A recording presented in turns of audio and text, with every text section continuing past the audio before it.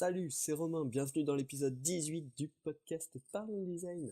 En cette période de Noël, donc bien sûr, je te souhaite d'excellentes fêtes. Et puis le 18e épisode, je me rends pas compte, mais ça avance quand même vachement vite, donc j'espère vraiment que le podcast te plaît. Et puis je t'invite toujours comme d'hab, déjà là d'entrée, à me donner ton feedback à la fin du podcast pour me dire qu'est-ce que je peux améliorer et tout.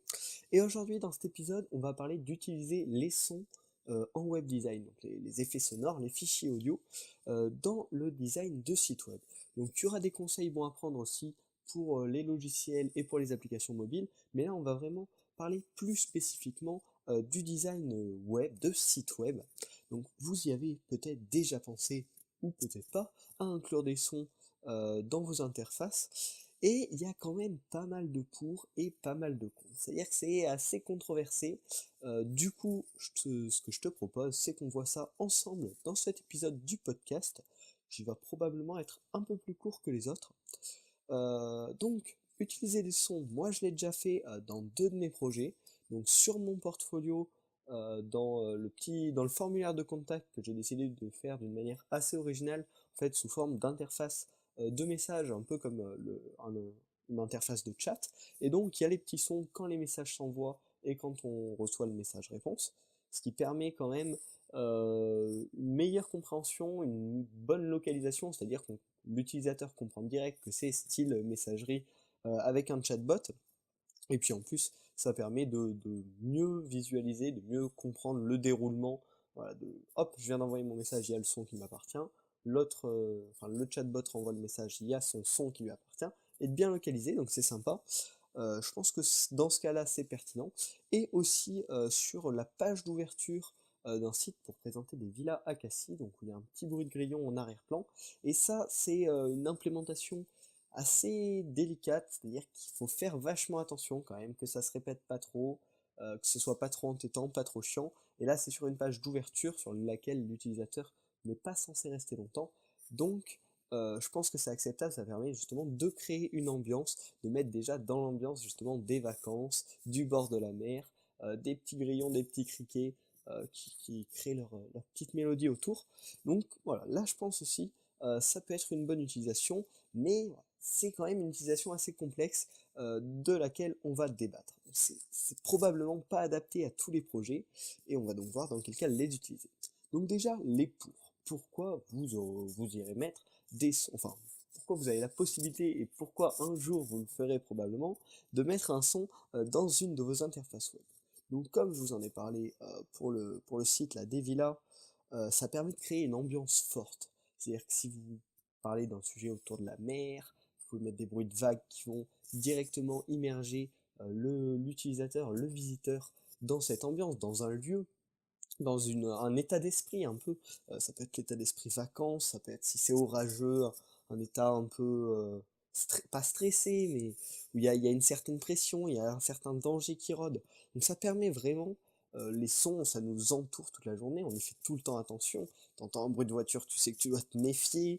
T'entends un bruit d'oiseau, bah tu peux regarder. T'entends un bruit fracassant, tu fais attention. T'entends un bruit doux, ça te calme, ça te détend. Je sais pas si j'en avais pas déjà parlé d'ailleurs d'un truc un peu comme ça. Donc ouais, que les sons transmettent vraiment une émotion, un état d'esprit. Et donc rien que pour ça, ça peut être assez intéressant à les utiliser. En plus, le second point qui là se rapproche plutôt de l'exemple sur mon portfolio des messages, ça peut accompagner, voire remplacer, une animation visuelle. Les animations, comme vous le savez probablement, comme vous en êtes probablement déjà rendu compte, ça aide vachement l'utilisateur à comprendre l'interface, à comprendre ce qui se passe, quand il clique là, qu'est-ce que ça fait, et le son peut aider à ce que l'utilisateur comprenne, comme dans le cas des messages. Un bruit d'envoi de message, la plupart des utilisateurs y sont habitués et comprennent ce qui s'est passé. Donc voilà, ça peut accompagner et aider l'expérience utilisateur à la compréhension de ton interface. En plus, comme tu l'as probablement remarqué, c'est assez peu utilisé. Donc ça permet de faire un marqueur identitaire fort et un petit côté émotionnel. Je t'en parle pas mal dans les derniers podcasts du design émotionnel, du petit côté qui claque, qui va faire qu'on se souvient de ton site à toi, plus que des 10 autres que l'utilisateur a visités dans le même type de recherche. Et ça, c'est vraiment un avantage. Sur les applis, etc., c'est quand même plutôt utilisé, mais sur le web, c'est assez rare, ou plutôt sur des sites à vraiment forte identité. Donc finalement, oui, l'utilisation du son, ça peut être en plus de la création d'une ambiance et de l'accompagnement dans la compréhension de votre interface, un élément identitaire fort qui va permettre vraiment d'identifier votre site et de le démarquer des autres. Ensuite, le dernier point positif que j'ai repéré, c'est que c'est quand même une habitude liée au mobile. Et donc ça peut être en continuité, par exemple sur une interface où il y a une application mobile, un service web, et peut-être un service sur la télé ou n'importe quoi, d'avoir une certaine continuité dans l'interface, avec des sons qui sont récurrents, qu'on retrouve dans les différentes interfaces pour les mêmes actions, bien évidemment. Et donc, comme je vous en ai parlé pas mal aussi dans les derniers podcasts, d'avoir une certaine consistance dans votre design, dans votre interface, toujours pour consolider en fait cette image du produit, oui, tout simplement, cette identité, euh, et donc tout en facilitant forcément la compréhension de l'utilisateur. Donc bon, là on a fait les pour. Je pense que ça vous a pas mal motivé, mais attention, bien sûr, ce n'est pas tout beau, il y a aussi pas mal de raisons d'être contre l'utilisation des sons sur les sites web. Donc le premier déjà, c'est le chargement. Parce que forcément, si vous incluez des sons, ça va prendre du temps de charger le fichier audio, donc du réseau tout simplement, et donc pour les connexions lentes, ça peut être un problème. Bien évidemment, à ceci, il y a vraiment une solution très simple et très efficace, c'est de charger le son pas directement dans la page, mais en asynchrone via JavaScript, et donc de le jouer uniquement s'il a été téléchargé, mais sans que ça empêche le chargement et l'affichage de la page, donc juste en complément. Donc ça, c'est un problème relativement mineur que les développeurs pourront gérer très simplement. Ensuite, le deuxième souci qui là est tout de suite plus gênant, c'est que si l'utilisateur a coupé le son de son ordinateur, il n'entendra bien évidemment aucun son. Et du coup, ça devient inutile. Ce qui fait que le son, autant tout à l'heure j'expliquais que dans les pour ça pouvait être utilisé pour accompagner ou remplacer une animation visuelle, mais dans ce cas-là, ne faudra donc pas en tenir compte. Ça ne pourra donc pas totalement remplacer une animation visuelle, mais juste être un petit complément identitaire. Ce qui réduit fortement l'utilité d'utiliser un son si l'utilisateur ne l'entend pas. À l'opposé, mais un gros problème toujours, si l'utilisateur a le son au maximum et que votre bruitage devient gênant, très fort, ça peut, ben oui, tout simplement nuire à l'expérience utilisateur qui va être, comment dire, choqué par l'apparition du son sur votre site alors qu'il n'était pas prêt, et ça peut ben, bien sûr diminuer donc le bien-être de son expérience sur votre site, et donc le faire quitter probablement plus rapidement.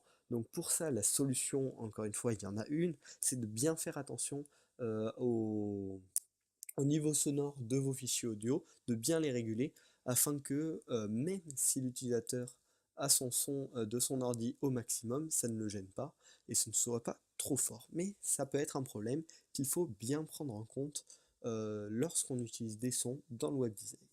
Ensuite, le dernier problème, c'est qu'il doit être en parfaite synchronisation.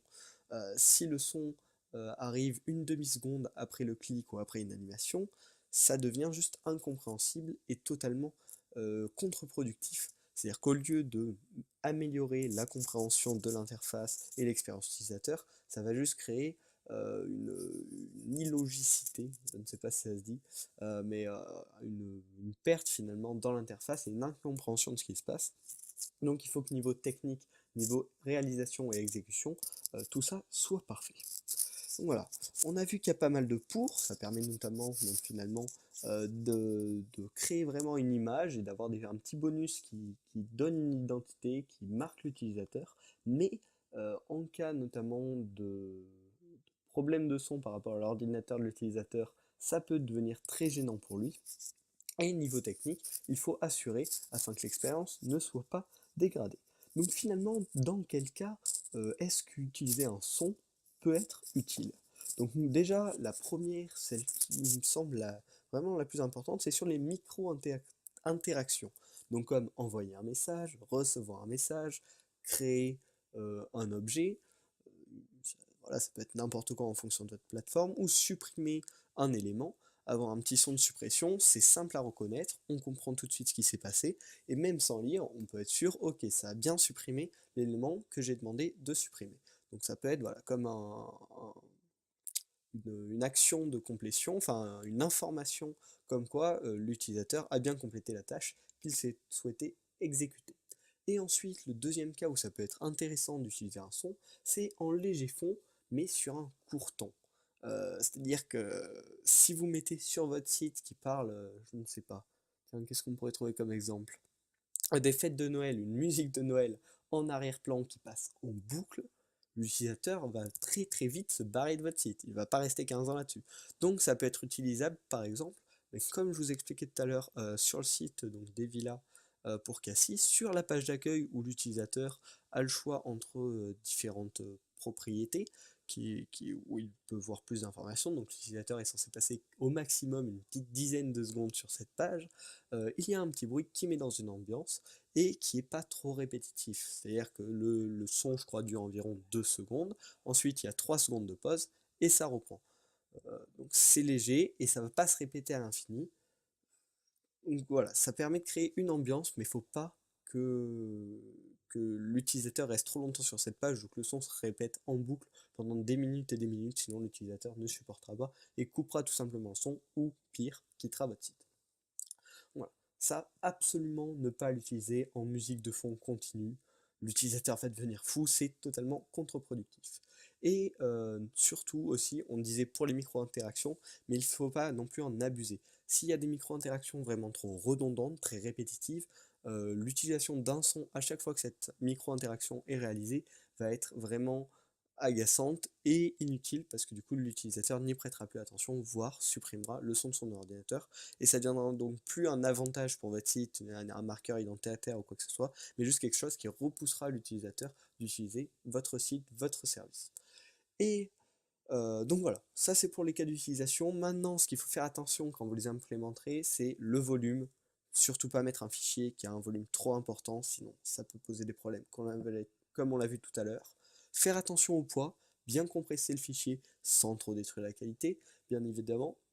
Faire également attention à la synchronisation de la lecture, sinon ça va tout casser, l'effet attendu ne sera plus présent, ne sera plus utile. Et faire attention aussi que le bruit soit bien adapté à l'action, ça doit être très intuitif, très compréhensible directement, et l'utilisateur ne doit pas se demander à quoi correspond ce son. Il doit le savoir directement, comme un bruit d'envoi de message, on les connaît tous, c'est un bruit défini, on va dire, le bruit de suppression, etc. Donc ça doit respecter entre guillemets les codes, les habitudes, pour que ça ait vraiment une utilité. Donc finalement, en utilisation qui pourrait être sympathique, on pourrait l'utiliser, comme je vous en ai déjà parlé plusieurs fois, pour les applications de chat, de messages, ou les chatbots. Aussi en fin d'exportation, si vous devez, sur votre site, on peut upload un document mais que ça met un certain temps. Mettre un petit bruit à la fin de l'exportation peut être utile, comme ça l'utilisateur envoie son fichier, il peut faire autre chose pendant que ça s'envoie, et hop, il entend le petit bruit, il revient à la tâche une fois que le fichier est exporté.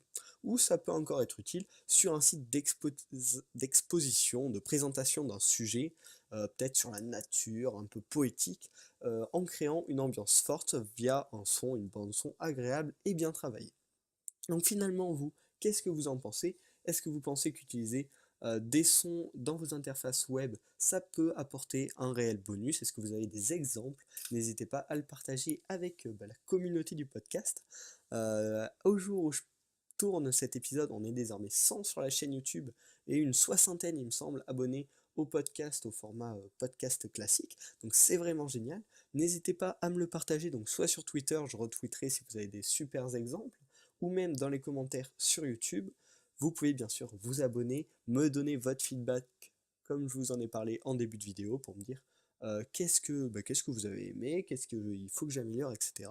Et enfin à le partager avec vos amis pour Noël, leur dire de venir écouter le podcast si ça peut les intéresser bien sûr.